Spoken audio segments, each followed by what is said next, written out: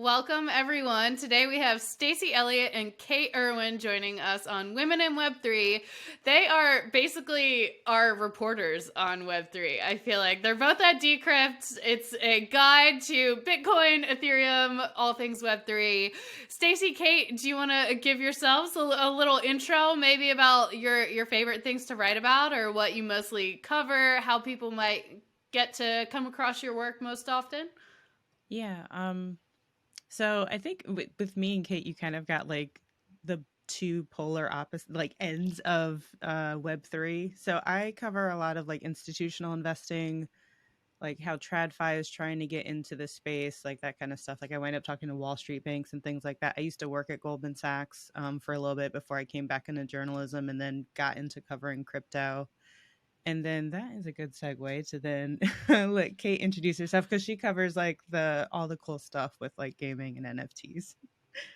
Yeah, I tend to cover more of the culture angle and the intersection between the music industry and Hollywood and the film industry and Web3. So any kind of NFT initiatives that those big names in those spaces are doing, Web3 gaming, a lot of Yuga Labs news, sometimes some Coinbase stuff, Google stuff. During the bull market, I covered a lot of funding rounds, like VC funding rounds for different entertainment focused companies and different Web3 gaming projects. Um, so that's sort of what I'm up to for Decrypt. That's awesome. I'm curious if either one of you sleeps because everyone I've talked to, there's been a trend of Web3 is just nonstop. And being the media who needs to capture everything that's going on, what? How do you guys do it? I mean, we're completely remote and we do wind up having like pretty decent coverage. I think there's only one time zone that we don't have someone in. So, like for instance, I'm on the East Coast, Kate's on the West Coast, and then we've got like the EU crew that starts like 5 hours before I even bother trying to log on. So it works out that like I don't think too many of us have to work crazy hours, but it does like there's been plenty of times for me where like I'm trying to write a post, but the story keeps changing, and I'm like, sorry, I have to update this post right now, and then give me another half hour. That kind of thing. I don't know, Kate, how do Yeah. you manage? Yeah, I actually think it's not that difficult once you really try to cut through the noise, because there's a lot of noise in this space and a lot of people trying to shill their stuff. And once you kind of are able to cut through the shill and the clutter of my inbox, which is full of thousands of pitches from people saying my NFT project is blah blah blah, my NFT marketplace is blah blah blah. Like once you really cut through the noise of just people shilling their stuff and really get to like, okay, what are the names that matter in this space? What are the companies making waves? Who is raising, massive amounts of money? Who is getting funded by prominent VCs in Web 2 and Web 3? And once you really cut through that noise, I think the number of stories that I want to write is significantly reduced, because I definitely don't want to be just sort of writing up every single little thing that happens in this space. A lot of it is probably not going to be around in 6 months to a year. And so I think it's a part of my responsibility as a journalist to really understand what matters and what doesn't, and really stay on top of that whole industry in terms of prioritizing, what stories I should cover. Are those sort of the criteria that you have on how you decide what to even cover? Is it looking at, who's investing, how much money they've raised, if they've been around for a while? For both of your types of stories, what are the things that you look at to discern whether something is noise or a big story, or maybe even a unicorn that no one else has like found out yet? Is that something you have to like take a risk on if your gut is like, this is a story I want to tell, but it might be a total flop or a rug pull? Um, I don't know. I mean, like for me, like a lot of the big financial firms basically want you to write like every single like personnel move. Like they'll send you every little like iteration of like a change on a fund or something like that. And it's not all worth writing. Like we try to get some of the big launches. And I try to look for trend pieces. Sometimes it's easier. Like there's been a ton of news out of like the mining companies recently. Rather than writing up each one of those as like a separate post, like, we'll kind of make a decision like, okay, what can we pull out of all of these that's going to tell a story that kind of resonates with the whole industry for mining? And we'll do some of that. So that helps cut down, I think, on some of the having to write a ton of stories all in one day or a very short clip. Like you're just trying to help put it all together in one big picture that's going to, kind of resonate with the reader. Um, the other thing too is, and I mean, I'm just going to echo what Kate said, like we're really trying to like counteract the shill. Like no journalist ever wants to feel like they're basically being a shill for somebody's project or thing like that. I remember at some point I wrote about, I can't even remember the name of it now, but like a whole community will be in your Twitter mentions for months. Like if you've written about their project and they're like bugging you to try to please write about us again. And like it can be hard because like sometimes you do have to actually reach out and reply to people and say, look, I wrote about you guys because you were newsworthy, but I can't give you a bump every time you want your bags to go up. Yeah, Absolutely. that's It's that's a fair. big problem in the NFT space and the gaming space too.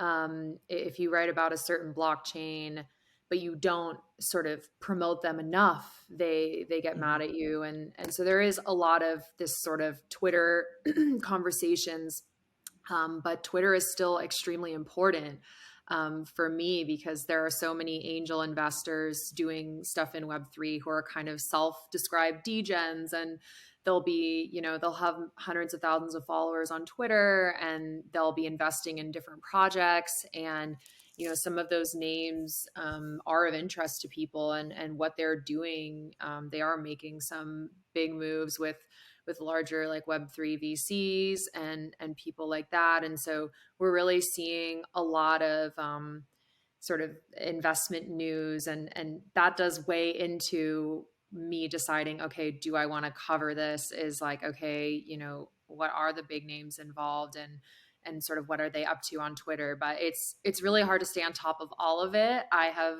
been deeply immersed in NFT Twitter for over a year now, and I still feel like there's so much news that I miss all the time, because people are just constantly engaging.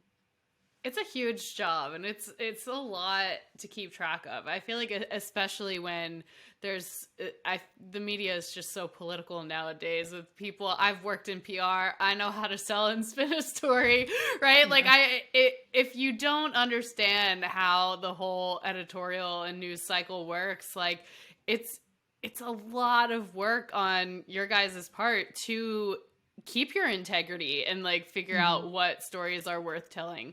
But I want to kind of back up. Like before, Kate, you mentioned you've been in NFT Twitter for a year. I know beforehand you were in Hollywood Studios, I think it was. And Stacy, you mentioned at the beginning of the call that you used to work at Goldman Sachs. So at what point did you guys transition into Web3, and what made you super bullish? Like, this is what I'm doing. This will be my focus, my niche. Let's go. Yeah, I mean, I kind of fell into it. I've always been a writer, and I've always been interested in journalism. I've always done it on the side, everything from like high school newspaper, then college newspaper, then, just continuing to sort of do it, and really feeling like when I was working in corporate Hollywood that I wasn't being as creative as I wanted to be, and I also didn't feel like my voice was being heard in every situation. And to me, that's part of what is exciting about being able to be a journalist and be a writer is you are able to sort of have a voice in the news. Obviously, we're trying to convey things very objectively and very truthfully and factually, and like really do our proper reporting and stuff like that.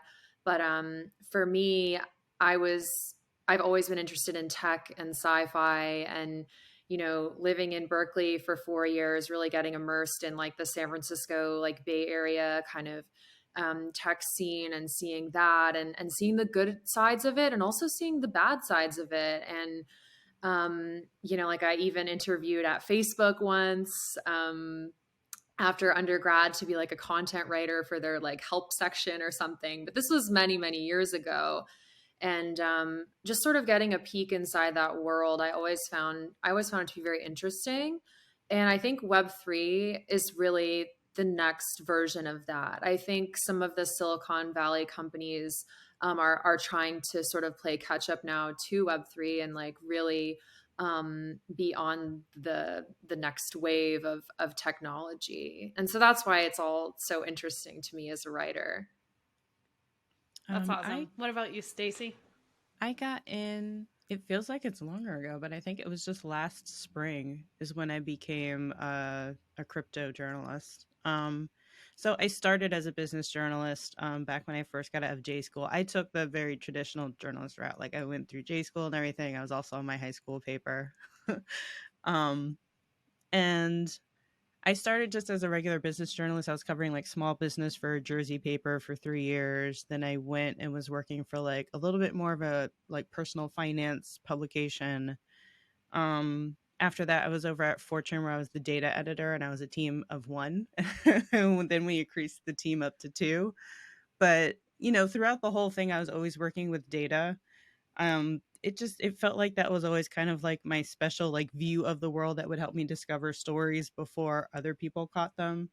Because I've never been big on like, going to the bar and I'm going to schmooze with my sources and like get them comfortable enough with me that they're going to tell me stuff they're not supposed to. Like my thing is digging through data and trying to find stuff that other people haven't found that's just sitting out in the open. So that's why business journalism has always kind of been like my thing, especially including data there. So eventually I wanted to get deeper into the tech side of it. So I wound up going over to Goldman to do something completely different and work for their tech risk department or vertical. I can't remember what they called it. They have like, it's funny because they I think they call HR over there like human capital. Like everything is different over there. Like Goldman Ease is a whole thing. But I was over there for 3 years. I worked as a product manager. I was writing a lot of SQL to query our databases and everything like that. But it gave me a really interesting look at the inside of like a huge financial institution, how they make decisions. Like I think at some point we were even talking about some of the crypto stuff and having conversations. And this is like 2018. So like it gave me a really good view of like just how long it can take a huge institution to make the decision that they want to get into crypto. I think it's only recently that they've announced they're doing that, but it's 3 years ago that I knew they had started the conversation. And I don't think it started when I got there. So I wound up leaving just because like the corporate grind really was wearing me down. And it was something I didn't realize it like when I left journalism, but I just missed knowing that my name by default was going to be on all of my work. That like I wasn't going to have to do these crazy things of trying to position myself and make sure I got credit for all my contributions and making sure I was only doing projects where I was going to be properly credited and visible and seen. Like if you're a journalist, your name is on your work. Like your byline is what's letting people know that like, hey, I did that. And I think I just missed that being the norm. Like I got to the point where I was like, okay, well, I could work on this project that my colleague at Goldman says is really interesting, but am I going to get properly credited? Is that worth it? And like having to do that algebra all the time to figure out like what's worth it is very draining. So coming back to journalism was a no-brainer. And then getting into crypto, like an old colleague of mine reached out and was like, hey, I'm working on this new startup. It's going to be an institutional crypto newsletter. Do you want in? And I've known him for a long time. So I said, yeah, absolutely. And then not too long after that, Decrypt came calling and I said, yes. That's awesome. I love that you both had a bit of an inkling in the beginning of like what you wanted to do, who you wanted to be, but your paths to like hone your voice and Stacy, your thing, if you want to call it that. I love that. It's so cool. And you've both wound up, like you said, kind of working on opposite types of stories and niches and focuses, but equally successful and just bringing Web3 to the forefront. I'm curious, whether it's like when you first decided to dive in or questions that you've got along the way, like in your Twitter DMs or emails or whatever it may be, is there like a number one thing that you think still needs to be demystified about the space, or that people don't understand, or in feedback to what you write, people are like, wait, what are you even talking about? Even if it's like just a simple acronym. I will say, and see, now I'm just gonna shill our brand, but it's our brand. This I'm is proud. a shilling Yeah. zone. Women in Just Web3. I mean, my newsletter, the podcast. I'm like, I want to feature what you guys are doing. That's yeah. the whole point. So like, pump yourselves up. It's like a point of pride for me that we try to make all of our content very accessible. Like we have a very deep learn section of our website, and like my editor, and I think he edits you too, Guillermo, is always coming back at me with notes to say, like, explain this, don't assume the reader knows what this is, make sure you're linking back to this thing, put an explainer here, like all the time. And it can feel repetitive sometimes, but it just overall makes all of the content more accessible. One of the things that we always talk about internally is like an edit group is just, what does Web3 actually mean? What is the metaverse? How are we using that word? Like, I know we've gone back and forth on, like, does Bitcoin get capitalized? Does it get lowercase? When do you use each? Like, that kind of thing.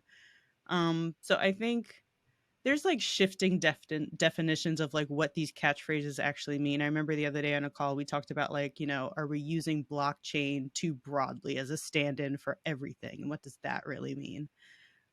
So trying to keep up with that can be a little challenging. Absolutely. And how, I mean, we don't call Web 2 anymore. So eventually Web 3 won't even be used. What are your Yeah. thoughts, Kate? Yeah, I think right now, the metaverse and Web3 are really just being like overused as buzzwords for sure. Um, and a lot of companies sort of want to jump onto the hype and jump onto the bandwagon by saying like we're Web3, when it's really like, is it? I mean, is connecting a wallet and minting an NFT, like, is that Web3? Like, I guess so. I mean, a lot of people have argued that that's really just like Web 2.5, because you're still using Google Chrome, you're still using a browser extension. You're still using the traditional like web storage systems. You're not really using the blockchain for like storage. So I think a lot of that could still be demystified in terms of how that works. I also think with NFTs, a lot of people don't know that the NFT is really just something. It's just a Ethereum token that is a non-fungible type of Ethereum token. And the art, for like a Bored Ape or a CryptoPunk or any kind of like metaverse land, that is the associated metadata to the NFT. So the NFT isn't the ape, it isn't the punk, it isn't that piece of art. That's the associated metadata, and then the NFT is just the token that gets thrown around as kind of like the signifier that you own that thing. So I think a lot of that is still unclear in the space for most people, and a lot of people have theorized like, oh, I hope the word NFT goes away in a year or two, and a lot of people are convinced that the word NFT is going to go away completely, and people will just be buying and selling crypto assets without really referring to them as NFTs. I don't know that that's true. I think that acronym is going to stick around for a while until there's like a better way to describe it. That said, I do think that a lot of crypto stuff is going to start happening behind the scenes, but companies are going to have to really decide like, why do we need crypto for this? Why do we need this to be on the blockchain? What is the benefits and the drawbacks? Because not everything has to be on the blockchain, right? Not everything has to be made crypto. I'm not like a Web3 maximalist or anything. So there are like certain situations where that's good that it's on the blockchain, and there are certain situations where it's really not necessary, and the company is just sort of jumping onto this like hype bandwagon, in hopes that they continue to get more funding or something like that. That's so important, I feel, for companies and people to know. But equally important is having writers like you guys and marketers, if it's on a company project too, to be able to demystify these things. Gosh, at least for the next few years, because I feel like even still I learn something new every day, or like your version of what an NFT is, right? Like it's totally different still than what someone else might describe it as. So it's really cool to watch that evolution. But also just I think highlights the work that you're doing and how necessary it is to get more of a like mutual understanding of this technology. I want to ask a maybe a hard question to you both as the last question today. What is a either favorite or memorable article you've written or person you've interviewed, a story or interview of the sort that we can link and highlight and share with everyone that you were like, this is one that stands out? I know those questions are hard, so you can take a moment. I have a few. It's hard to Go pick for a just few. That's one. awesome. Do it. Do a few. Yeah, I mean, like a first one that I thought was really cool was being able to talk to Dylan Francis when he got his Bored Ape sort of gifted to him as like a part of a residency deal, to do some shows for this sort of nightclub manager, and his entertainment company.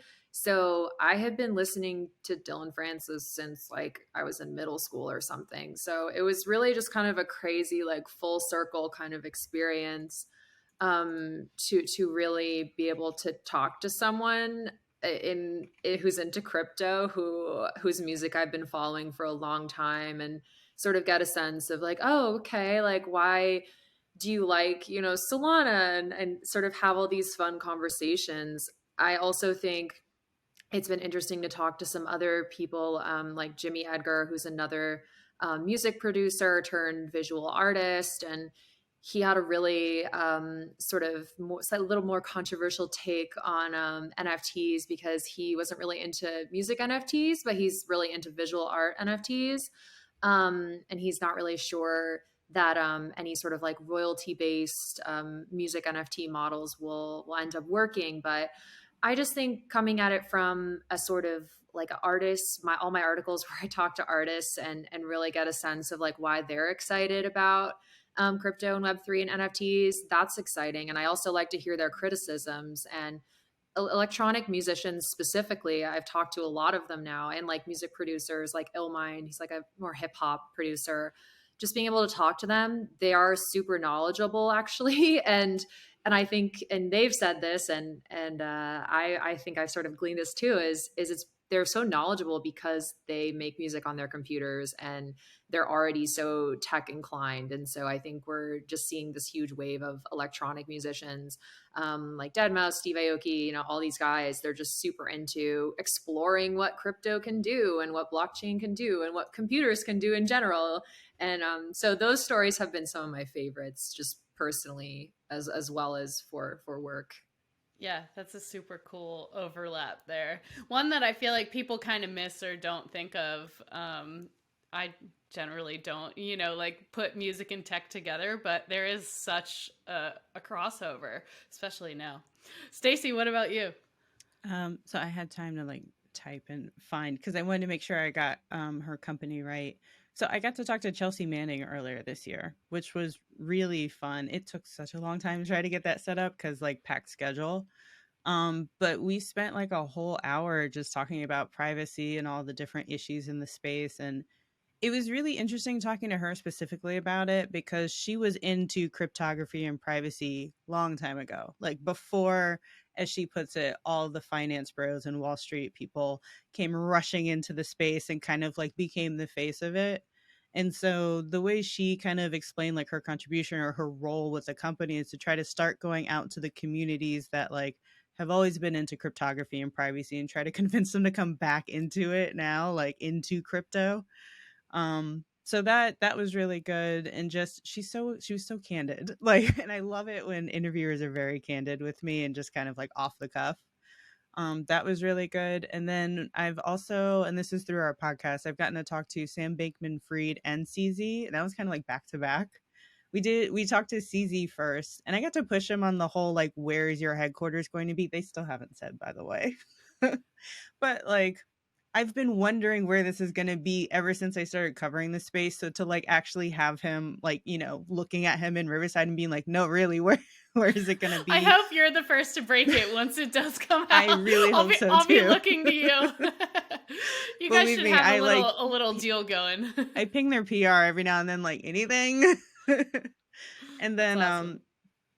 I got to talk to Sam last year because we named him, I want to say it's our founder of the year for 2021.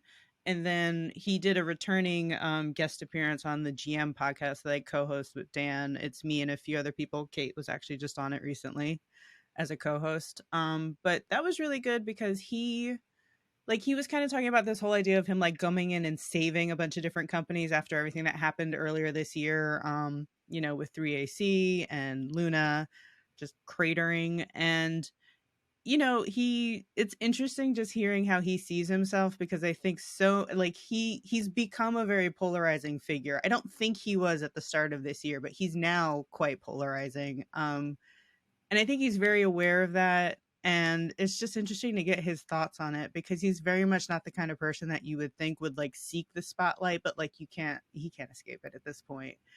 And he continues to say that like he thinks the most exciting thing that they're working on, despite everything that's in the headlines all the time, is this company they bought that has a license from the CFTCRA to do derivatives trading in the US. And he just continues to say that that's the most exciting thing. I think it's LedgerX is the company they bought. They've since rebranded it as FTX something. But, you know, like I'm looking to see what that company does. Like he knows something internally that we all don't about what they're getting ready to launch or how they're getting ready to position themselves. And so it's just fun picking his brain, because he just has all these very like considered and academic ideas about things. And you know when he's kind of gearing up to like really like take you somewhere. So That's really cool. Those are definitely my two favorites. Yeah, and it's crazy just to note like how much can change in the course of a year in this space. So who knows? We will definitely have to check back in with you both soon. In the meantime, where can everyone follow you and your stories and all of the breaking news for the Web3 space that you're working on? I am Stacy and J on Twitter, but I'm much quieter than Kate is on Twitter. So that's okay. Me too. Yeah, I have my little alias as my Twitter handle. It's Pixie Kate 13. Some people have asked me about that handle, and I've just been like, well, it was my internet alias and not gonna change it now. So I like it. Run with it. We will drop them both in the show notes. Kate, Stacy, thank you so much for coming on today. It was awesome getting to chat with you. Thanks, Carly. Yep.